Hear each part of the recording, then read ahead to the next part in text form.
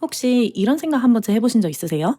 아빠라면 아이가 너무 예쁜데 역시 엄마를 더 좋아하니까 아이를 돌보는 건 아내를 돕기 위해서 하는 거지. 엄마라면 우리 남편은 아기를 너무 못 봐. 그러니까 애가 나만 찾지. 그런데 엄마, 아빠 주목해주세요. 최근 20년 동안 뇌과학자들이 아빠를 따로 연구하기 시작하면서 진짜 굉장히 놀라운 사실들이 밝혀지고 있습니다. 아이의 뇌는 두 번째 엄마를 필요로 하는 게 아니라 아빠를 필요로 하고 있다는 거예요.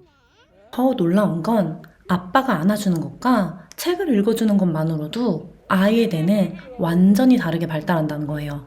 아이의 뇌는 엄마와 아빠에게서 서로 다른 종류의 사랑과 안전을 배우고 있다고 합니다. 바다스갱이 집이에요. 이번 영상은 준비하면서 이상하게 뭉클한 순간이 되게 많았어요. 왜 우리 아이가 생각하는 엄마 아빠는 어떻지? 이런 얘기만 들어도 괜히 울컥하는지 모르겠어요.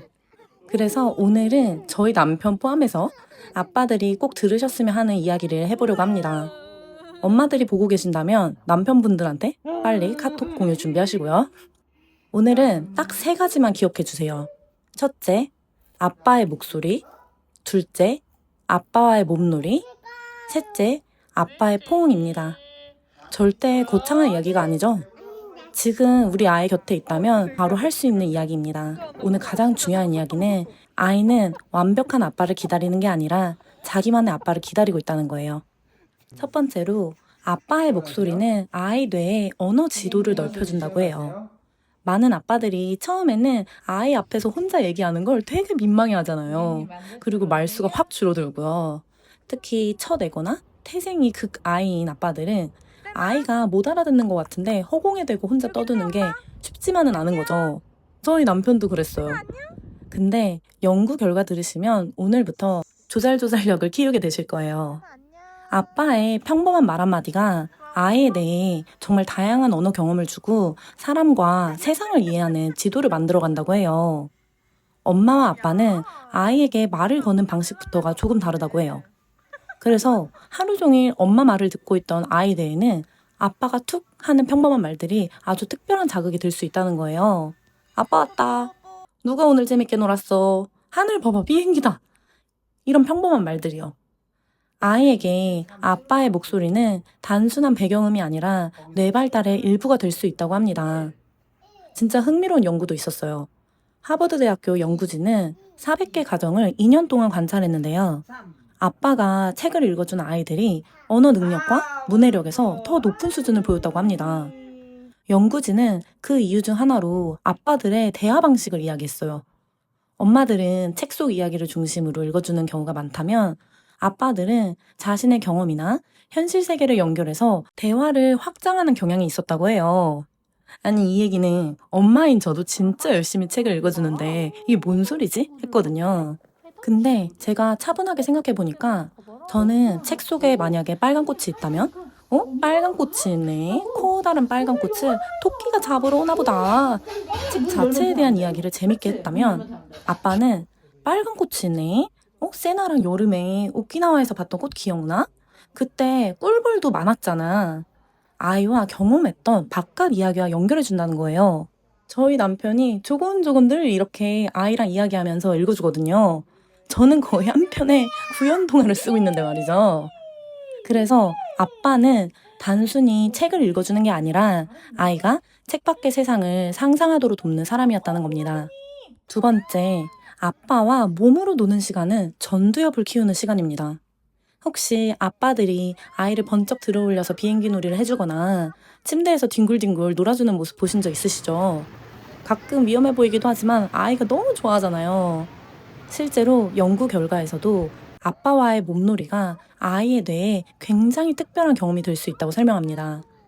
아빠와 놀 때 아이는 끊임없이 예측합니다. 지금 무슨 일이 일어날지, 어떻게 반응해야 할지, 어디까지 괜찮을까? 이런 것들 말이죠. 흥분은 되는데 너무 세게 하면 안 되고 이기고는 싶지만 규칙도 지켜야 하는 걸 알게 돼요. 이런 과정 속에서 아이의 전두엽이 계속 사용된다고 해요. 전두엽은 충동을 조절하고 감정을 다스리면서 문제를 해결하는 뇌의 총괄자 같은 부분입니다. 그러니까 아빠와의 몸놀이는 단순히 에너지를 빼는 시간이 아니라 아이 뇌의 조절 능력을 키우는 시간이 될 수 있다는 거예요. 그리고 아빠의 놀이는 아이에게 용기를 가르쳐 줍니다. 아빠들은 엄마보다 조금 더 예측하기 어려운 놀이를 많이 한다고 해요. 높이 들어 올렸다가 다시 안전하게 안아주고, 간지럽다가 멈추고, 신나게 뒹굴다가 아이가 무서워하면 바로 품에 안아주는 거예요. 아이의 뇌는 이 과정을 통해 배우게 된다고 해요. 세상에는 좀 놀라운 일이 있지만 난 안전할 수 있구나. 조금 무서웠지만 다시 괜찮아질 수 있구나. 결국 아빠와의 안전한 몸놀이는 아이에게 도전하는 힘, 회복하는 힘을 길러주는 시간이 될 수 있다는 거죠. 그리고 몸놀이라고 해서 꼭 번쩍 안아주는 뒹굴뒹굴하는 것만이 몸놀이는 아닌 것 같아요. 저희 집은 요즘 햇빛 그린 키트 갖고 밖에 나가서 자주 놀거든요. 아이는 키트에 올릴 자연물들을 주워오고 발견하는 순간 자체를 너무 좋아하더라고요. 생각해보면 이렇게 뛰어다니는 시간 자체가 몸놀이인 것 같아요.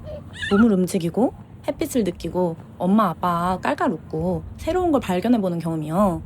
꼭 거창한 놀이가 아니어도 아이는 세상은 재미있는 곳이구나. 엄마 아빠랑 있으면 새로운 걸 해봐도 다 재밌구나. 이런 감각들을 하나씩 배워가고 있는 것 같아요. 햇빛 그린 키트는 혹시 궁금하신 분은 고정 댓글에 남겨둘게요. 세 번째는 제가 가장 뭉클했던 내용이기도 해요. 아빠의 포옹은 아이의 신경계를 안정시킵니다. 사실 오늘 이야기 중에서 제일 중요하게 말씀드리고 싶은 부분이었고, 많은 아빠들이 아이를 안아주는 걸 엄마를 돕기 위한 일, 아니면 엄마를 대신해주는 일이라고 생각하는 것 같아요. 근데 아이에게는 두 번째 엄마가 아니라 아빠의 품 자체가 필요하다고 합니다. 여러 연구에서 이미 밝혀진 이야기입니다. 아이의 뇌는 엄마와 아빠를 똑같이 경험하지 않는다고요. 이스라엘 바일란 대학교의 발달 심리학자이자 부모와 아이의 애착 형성이랑 옥시토신 연구 분야를 대표하는 루스 펠드만 박사는 엄마를 안전의 리듬, 아빠를 새로운 자극과 도전, 서로 다른 감각을 제공하는 존재로 설명합니다. 엄마와 아이는 서로 가까이 마주보고 시선과 감정, 표정을 맞추며 연결돼요. 엄마는 아이한테 너는 안전해, 나는 언제까지나 네 곁에 있어. 그런 메시지를 반복해서 전달하는 존재에 가깝고, 아빠는 아이를 번쩍 들어올리고 함께 웃고 몸으로 놀아주고 새로운 경험을 만들어주는 과정 속에서 연결되는 경우가 많다고 합니다. 그래서 루스 펠드만 박사는 아빠는 아이에게 세상을 소개해주고 아이와 함께 세상을 탐험하는 존재라고 얘기합니다. 엄마가 넌 안전해 이걸 알려준다면 아빠는 세상은 생각보다 재미있고 해볼 만한 곳이야 그걸 알려준다는 거예요. 그러면 꼭 아빠가 몸놀이를 해야 한다는 건가?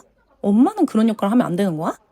사실 연구자들이 말하는 핵심은 성별 자체가 아니라 누가 어떤 방식으로 아이와 관계를 맺고 있느냐에 더 가깝다고 합니다. 엄마라서 반드시 이런 역할을 해야 하고 아빠라서 꼭 저런 역할을 해야 한다는 뜻이 아니라는 거예요. 실제로 저희 집이 그래요. 사실 저는 엄마인데도 몸놀이는 제가 더 많이 해주거든요. 아이를 데리고 밖으로 나가는 것도 좋아하고 비행기 놀이하고 같이 뛰어다니고 흙묻히고 공놀이하고 새로운 곳을 주저하지 않고 찾아다니는 역할은 오히려 제가 더 많이 했던 것 같아요. 반대로 남편은 조금 달랐어요. 아이에게 다정하게 책 읽어주는 걸 좋아했고 같이 요리하고 마트에 함께 가고 문화센터도 남편이 데리고 다니고요. 퍼즐 맞추기도 하고 조용히 옆에 앉아서 아이랑 시간 보내는 걸 더 좋아했습니다. 그래서 처음에는 남편이 제가 하는 것처럼 아이를 바깥에 막 멀리 데리고 나가서 좀 놀아줬으면 좋겠고 몸놀이도 많이 해주길 바랬어요.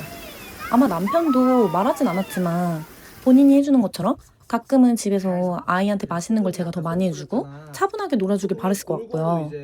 근데 중요한 건 누가 더 엄마 같고 누가 더 아빠 같은지가 아니더라고요.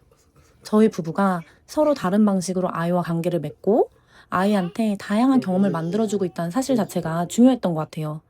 꼭 엄마가 아이에게 안전함을 주고 꼭 아빠가 아이와 함께 세상을 탐험해 주느냐 역할이 딱 나뉘어져 있다 그 얘기가 아니라는 거죠.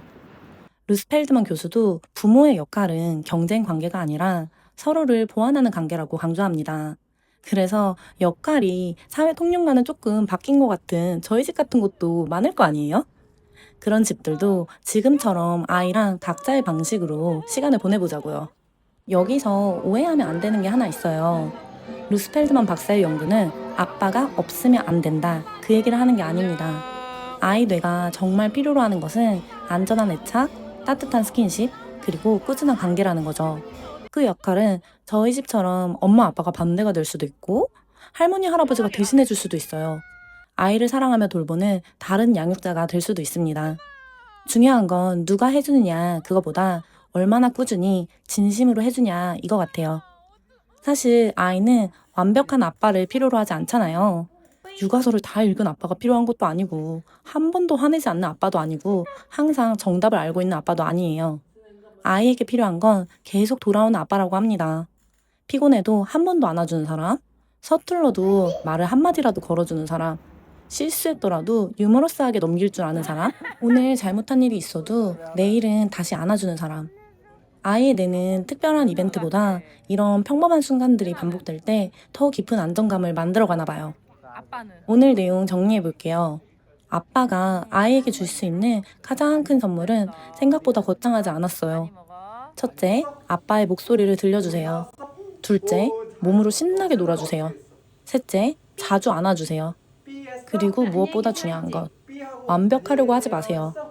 아이에게 필요한 건 완벽한 아빠가 아니라 오늘도 다시 안아주는 아빠입니다.